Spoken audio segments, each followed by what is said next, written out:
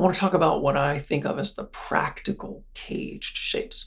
A lot of my students come to me and they've learned the caged system, but they have no idea how to really put it to use. But it actually is super useful if you can boil down some of the more cumbersome shapes into more practical shapes. So I'm going to just go through all the caged shapes of a C chord, and I'm going to boil them down to their practical shapes. Okay, so first off, I have just the open C chord. Now, most everybody can do that. That's a pretty practical shape just in itself. And next up is the A shape of C. So the full A shape of C would look like this.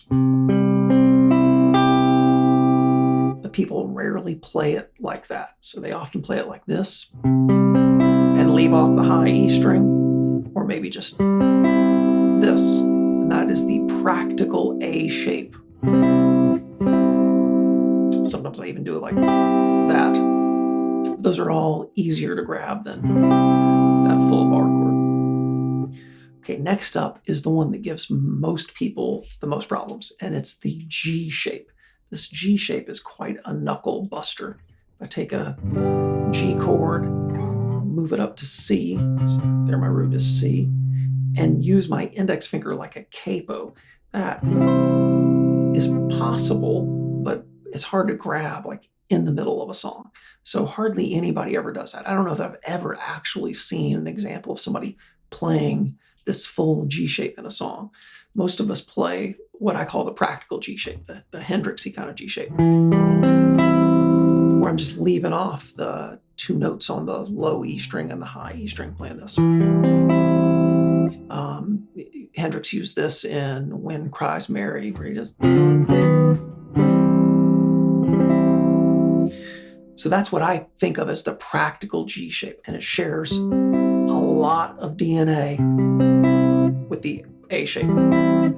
So to me, those two shapes kind of just go together. Then next up, where my pinky would be for that G shape, that's where my E shape is. Now, the E shape bar chord is pretty practical. That's not that hard to do, but a lot of times I will play just the higher strings, like an F shape. A lot of people learn to play F like that. But that F chord really isn't partial of that big E bar chord shape. Some people will even wrap their thumb around, get that low E string. That's the practical E shape.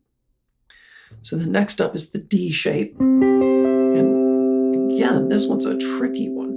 This is where my imaginary capo would go. And this looks like a D chord, but the fingering is kind of wacky. So I use this a lot, the practical D shape. This feels just like playing a D chord, except it's a little more scrunched up way up here. D, E, F, G, A, B, C. So this is what I call the practical D shape of C. Okay, then last is a repeat of the C shape, only now I don't have the convenience of it being an open chord.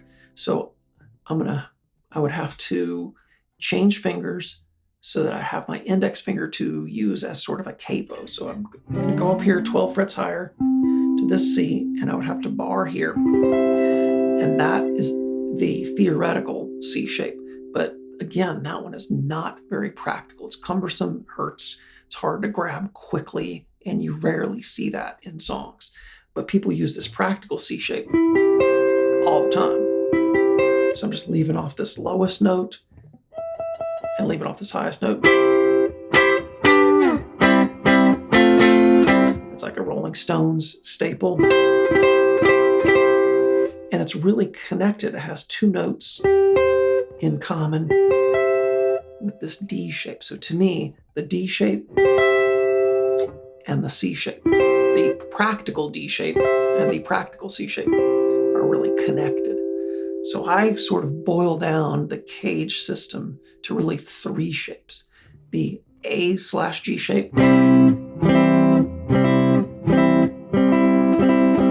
the E shape,